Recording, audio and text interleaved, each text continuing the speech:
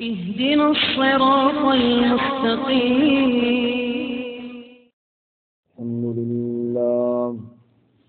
الحمد لله وحده، الصلاة والسلام على من لا نبي بعده. أما بعد فأعوذ بالله من الشيطان الرجيم. بسم الله الرحمن الرحيم. يا أيها الذين آمنوا لا يسخر قوم من قوم عسى أن يكونوا خيرا منهم ولا نساء من نساء عسى أن يكن خيرا منهم ولا تلمزوا أنفسكم ولا تنابزوا بالألقاب بئس الاسم الفسوق بعد الإيمان ومن لم يتب فأولئك هم الظالمون. يا أيها الذين آمنوا، اے ایمان والو، لا یسخر قوم من قوم، نہ مذاق اڑائے کوئی قوم کسی قوم سے، عسیٰ ان یکونوا خیرا منہم، شاید کہ یہ وہ ہوں بہتر ان سے، ولا نساء من نساء، اور نہ عورتیں عورتوں سے مذاق اڑائیں، عسیٰ ان یکن خیرا منہم، شاید کہ وہ بہتر ہوں ان سے، ولا تلمزوا انفسکم، اور نہ عیب لگاؤ اپنے نفسوں پر، ولا تنابزوا بالالقاب، اور نہ دھرو برے القاب، بئس الاسم الفسوق بعد الایمان، برا ہے نام گناہ کا ایمان کے بعد، ومن لم یتب، اور جس شخص نے توبہ نہ کی، فاولئک هم الظالمون، تو صحیح لوگ ہیں ظالموں میں سے۔ سبحان ربک رب العزت عما یصفون، سلام علی المرسلین والحمد للہ رب العالمین۔ اللهم صل على محمد وعلى آل محمد كما صليت على إبراهيم وعلى آل إبراهيم إنك حميد مجيد۔ اللهم بارك على محمد وعلى آل محمد كما باركت على إبراهيم وعلى آل إبراهيم إنك حميد مجيد۔ معزز سامعین، سورۃ الحجرات کا دوسرا رکوع آیت نمبر 11 آپ کے سامنے تلاوت کی ہے۔ اللہ رب العزت اس کے مطابق صحیح بیان کی توفیق عطا فرمائے اور ہمیں قرآن و سنت پر عمل کرنے کی توفیق عطا فرمائے۔ گزشتہ سبق میں آپ نے سنا اصلاح معاشرہ کے قوانین میں سے اگر دو گروہ آپس میں لڑ پڑیں تو صلح کراؤ۔ آج کے سبق میں ان امور کا بیان ہے جن کی وجہ سے معاشرے کے اندر انتشار اور اختلاف پیدا ہوتا ہے، ان کا سد باب کیا گیا۔ کسی کو حقیر سمجھنا اور کسی کو ذلیل کرنا یہ معاشرے کی بدامنی کا باعث بنتا ہے۔ اسی طرح کسی کے بارے میں بدگمانی کرنا معاشرے کی بدامنی کا باعث بنتا ہے، اور غرور اور تکبر کرتے ہوئے اپنے آپ کو بڑا اور دوسروں کو حقیر سمجھنا، یہ وہ اسباب ہیں جو معاشرے کے تباہی کا باعث بنتے ہیں۔ تو اللہ تعالیٰ نے ان اسباب کو روکا اور ان سے منع فرمایا ہے۔ اللہ ہم سب کو بچنے کی توفیق عطا فرمائے۔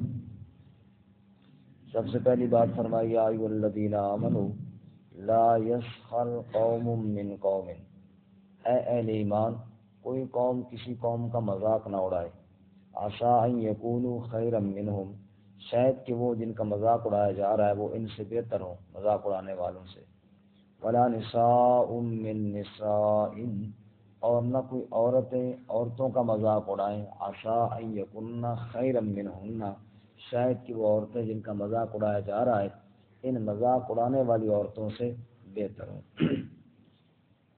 کسی کا ایسا مذاق اڑانا جس سے اس کی توہین ہو اور کسی کو ایسا ذلیل کرنا یہ جائز نہیں ہے۔ خوش طبعی کی باتیں تو جائز ہیں جن کو مزاح کہا جاتا ہے، خود رسول اللہ صلی اللہ علیہ وسلم اور آپ صلی اللہ علیہ وسلم کے اصحاب سے ثابت ہیں۔ دل لگی کی بات، ہنسی مذاق کی بات، جس میں جھوٹ نہ ہو، جس میں بے حیائی نہ ہو، ایسی باتیں تو جائز ہیں اور بلکہ اچھی ہیں اور مستحسن ہیں تاکہ آپس کے اندر پیار اور محبت بڑھے۔ لیکن کسی کی ایسی توہین کرنا، بھری مجلس میں اس کو ذلیل کر دینا اور اس کو رسوا کر دینا اور اس کو شرمندہ کر دینا یہ جائز نہیں ہے۔ کسی میں مفسرین فرماتے ہیں کسی کی نقلیں اتارنا بھی آ جاتا ہے۔ کوئی آدمی مثلا معذور ہے، وہ چلنے میں تھوڑا صحیح نہیں چل سکتا، تو اس کی نقلیں اتار کے اس کو یوں شرمندہ کرنا کہ تو ایسا چلتا ہے۔ تو کسی کے لباس کو دیکھا اور تیرے تو ایسے کپڑے ہیں اور اس کو پھر ذلیل کیا۔ کسی کے گھر کا مذاق اڑایا، تیرا تو گھر ہی ایسا ہے، تو یوں ہے۔ تو اسی طرح کسی کے کھانے کا مذاق اڑانا، یہ ساری باتیں کہ جس سے کسی کی توہین ہوتی ہو یہ جائز نہیں ہے۔ خوش طبعی کی باتیں تو خود رسول اللہ صلی اللہ علیہ وسلم سے ثابت ہے، جیسا کہ ایک صحابی نے سواری مانگی، یا رسول اللہ مجھے کوئی اونٹ دیجیے کیونکہ میرے پاس اونٹ نہیں ہے۔ اللہ کے نبی نے فرمایا تجھے میں ایک اونٹ کا بچہ دوں گا۔ اس نے کہا یا رسول اللہ بچے کو میں کیا کروں گا، بڑا مجھے تو اونٹ چاہیے۔ میری بات سنا، وہ جو بڑا ہوگا وہ کسی کا بچہ نہیں ہوگا۔ تو اس قسم کی باتیں، خوش طبعی کی باتیں اللہ کے نبی صلی اللہ علیہ وسلم سے ثابت ہیں، اور وہ بھی بڑی مشہور حدیث ہے کہ رسول اللہ صلی اللہ علیہ وسلم سے ایک بڑھیا نے دعا کی درخواست کی کہ میں تاکہ جنت میں چلی جاؤں، تو نبی صلی اللہ علیہ وسلم فرمایا کوئی بڈھی تو جنت میں جائے گی نہیں۔ اور اس نے کہا یہ تو بڑا مسئلہ ہے، پھر تو وہ تو بیچاری خوف کے مارے رونے لگی۔ اللہ نے کہا اللہ کی بندی، میں نے یہ تو نہیں کہا کہ تو جنت میں نہیں جائے گی، میں نے تو کہا پوری جنت میں نہیں جائے گی، اللہ تجھے جوان بنائے گا اور پھر جنت میں جائے گی نا۔ تو اس قسم کی باتیں خود ثابت ہیں، اور حضرات صحابہ کرام نے بھی ثابت ہے رضوان اللہ تعالیٰ علیہم اجمعین۔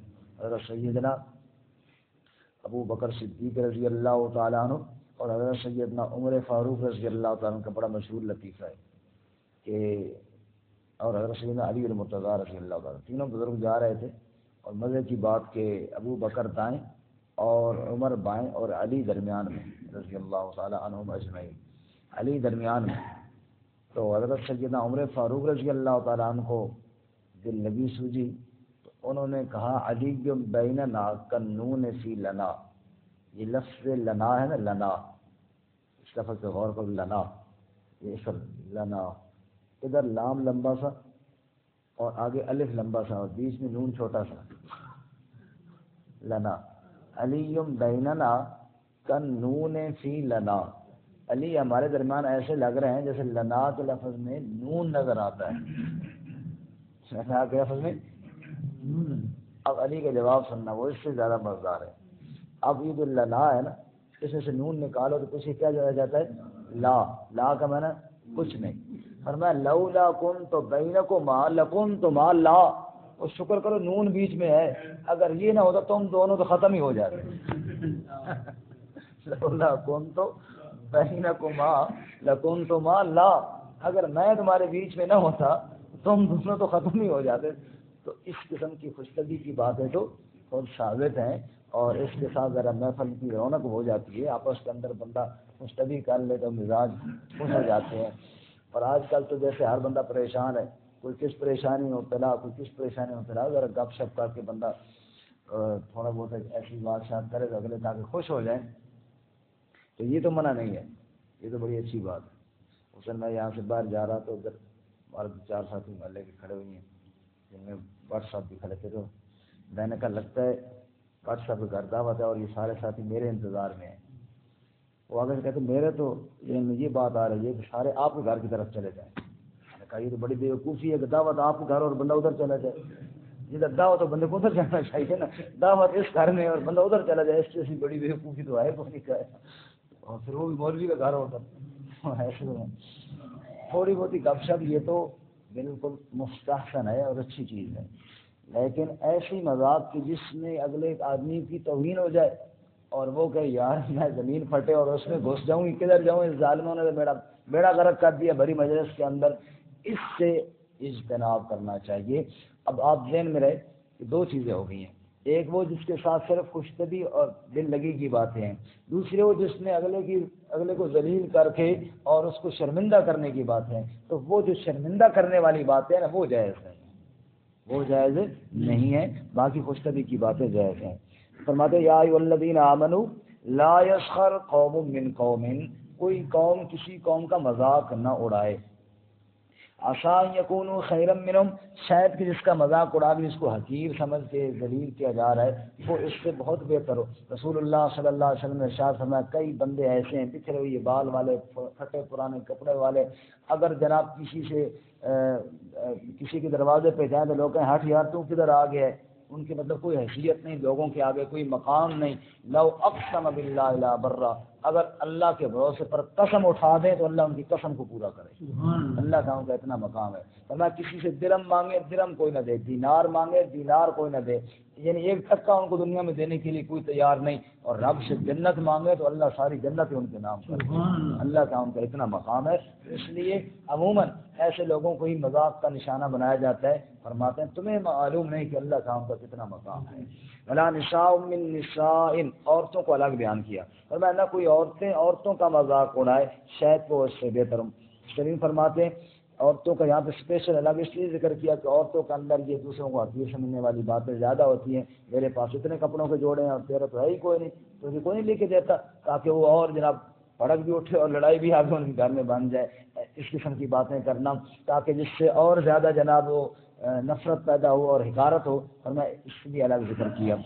بعض مفسرین نے یہاں پہ بڑی خوبصورت بات لکھی ہے، وہ یہ فرماتے ہیں کہ یہ جو باتیں ہیں نا یہ گپ شپ کے دوران ہوتی ہیں، دل لگی کی باتیں بھی، اور بعض دفعہ پھر اگلے کی توہین کی باتیں بھی، یہ کہاں ہوتے ہیں جہاں محفل لگی ہو گپ شپ ہو، اور گپ شپ کے ماحول میں یہ باتیں چلتی ہیں۔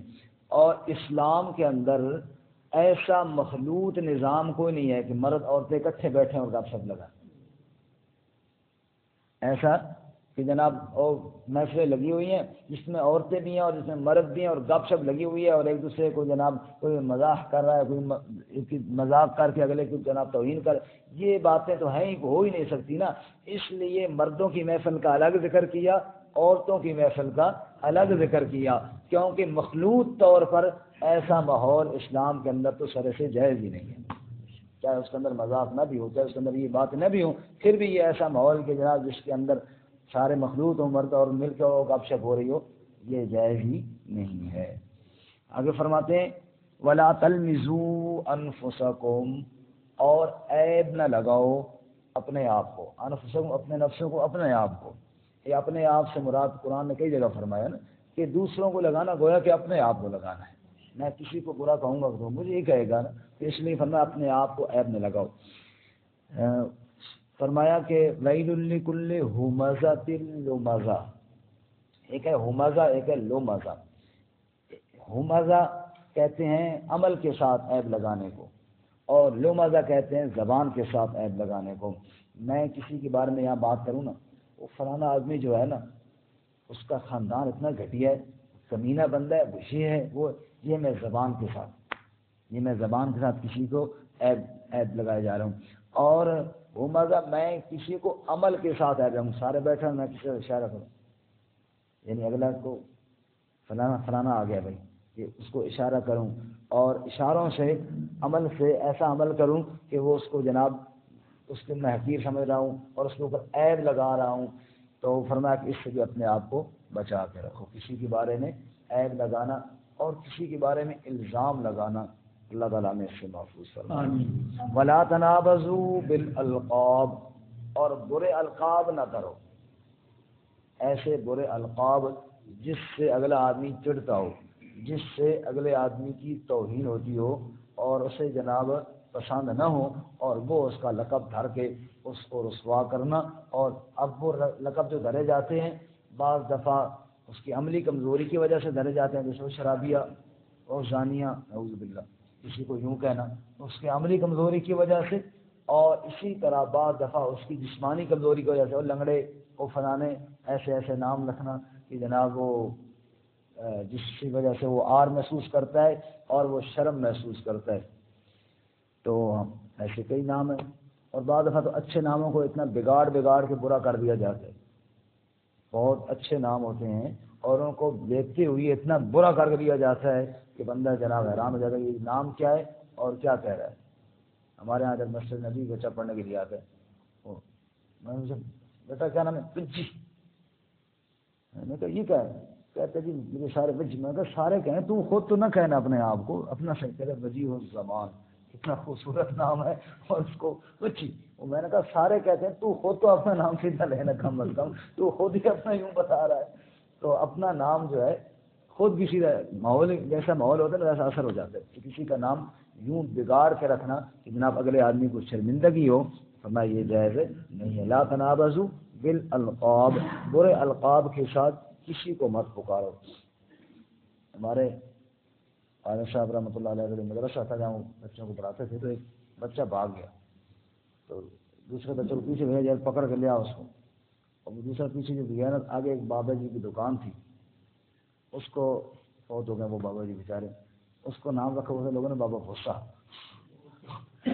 وہ ہر ایک جو یوں کہتا تھا تو کہتا بابا بھوسا ادھر لڑکا تو نے نہیں دیکھا؟ اس کو پھل تیری ایسی تیسی نہ اس نے اس کو پکڑ لیا. وہ تو لڑکا تو گیا نا، یہ نیا تماشا بن گیا. تو کسی کا یوں نام لیا جائے کہ اگلا آدمی برداشت ہی نہ کرے. تو فرمایا ایسے ناموں سے کیا کرنا، اجتناب کرو. آگے فرماتے ہیں بئس الاسم الفسوق بعد الایمان، برا ہے نام گناہ کا ایمان کے بعد. اس کے دو مطلب ہے. ایک مطلب تو ایک آدمی نے ایمان قبول کر لیا، اب وہ گناہگار ہے ٹھیک ہے لیکن مومن تو ایمان والا ہے. آپ اس کو کہتے او فاسقہ، او فاجرہ، او زانیہ، او شرابیہ، او حرام خورہ، یہ سارے نام گناہ کے ہیں. یہ سارے نام کیا ہیں؟ تم اس کو مسلمان کیوں نہیں کہتے؟ اس کا نام تو وہ تو ایمان والا ہے. ان باتوں کو رہنے دو، یہ اس کے گناہ ہیں، کوشش کرو وہ ان کو چھوڑے، اس سے بچے. لیکن اس کو جب پکارو تو کم از کم اس کے اسلامی نام سے، اچھے نام سے پکارو. یہ فسوق اور گناہ کا نام ایمان کے بعد بہت برا ہے. ایمان والے کے لیے یہ برے نام رکھنے کی اجازت نہیں. اسی طرح دوسرا اس کا مطلب یہ ہے کہ ایک آدمی کسی کے برے نام لیتا ہے تو وہ برا نام لینے والا تو گناہگار ہو جاتا ہے نا خود. تو ایمان والا ہے اگر، اور تو نے ایمان قبول کیا، تو کیوں دوسروں کے برے نام لے کر اپنا نام اللہ کے ہاں فاسق لکھواتا ہے؟ دوسروں کے برے نام لے گا تو اللہ کے ہاں تیرا نام فاسق لکھا جائے گا. کیوں اپنا برا نام اللہ کے ہاں رکھواتا ہے ایمان والے کے بعد؟ تو اللہ کے ہاں مسلمان ہی لکھا رہے تو اچھا ہے نا، تو اللہ کے ہاں مومن ہی لکھا رہے تو اچھا ہے نا. دوسروں کو جب یوں عیب لگائے گا اور ان کے نام بگاڑے گا، اللہ کے ہاں تیرا نام کیا ہو جائے گا؟ فاسق لکھا جائے گا. اس سے اپنے آپ کو اجتناب کرو اور بچاؤ. بئس الاسم الفسوق بعد الایمان. ہمارے یہاں فارم آتے ہیں، فارم فل کرو جی، اس میں لکھا ہوا ہوتا ہے کہ مذہب کا کھانا تو ہم ٹک کر کے مسلمان کرتے ہیں. دنیا کے فارم میں تو ٹک کر کے مسلمان ہو جاتا ہے. فرماتا ہے اللہ کے ہم ایسے اعمال کرو تمہارا نام مسلمان ہو، اور یہی اصل کامیابی ہے. اللہ ہمیں یہ نصیب فرمائے. اب یہ سارے باتوں سے منع کر کے فرماتے ومن لم یتب، جو توبہ نہ کرے. اور یہ بات ذہن میں رہے، توبہ کا معنی ہوتا ہے رجوع کرنا، گناہ کو چھوڑ دینا اور اس آئندہ نہ کرنے کا عزم کرنا. اور اگر کسی انسان کا حق ہے تو وہ ادا کرنا. ایک تو ہے حقوق اللہ، جب بھی اللہ سے معافی مانگو اللہ معاف کر دے گا. لیکن اگر اس کا میرے گناہ کا تعلق لوگوں کے ساتھ ہے تو اس سے معذرت کرنا اور اس سے معافی مانگنا یا وہ حق ادا کرنا. ومن لم یتب، جس نے توبہ نہ کی، فاولئک هم الظالمون، یہ لوگ کیا ہیں؟ ظالم ہیں، بے انصاف ہیں. اللہ میں توبہ کی توفیق عطا فرمائے. یا ایھا الذین آمنوا، اے ایمان والو، لا یسخر قوم من قوم، نہ مذاق اڑائے کوئی قوم کسی قوم سے، عسیٰ ان یکونوا خیرا منہم، شاید کہ وہ بہتر ہوں اس سے، ولا نساء من نساء، اور نہ کوئی عورتیں مذاق اڑائیں عورتوں سے، عسیٰ ان یکن خیرا منہم، شاید وہ عورتیں بہتر ہوں ان سے. ولا تلمزوا انفسکم، اور عیب نہ لگاؤ اپنے نفسوں پر، ولا تنابزوا بالالقاب، اور نہ دھرو برے القاب سے نہ پکارو، بئس الاسم الفسوق بعد الایمان، برا ہے نام گناہ کا ایمان کے بعد، ومن لم یتب، اور جس نے توبہ نہ کی، فاولئک هم الظالمون، پس یہی لوگ ہیں ظلم کرنے والے۔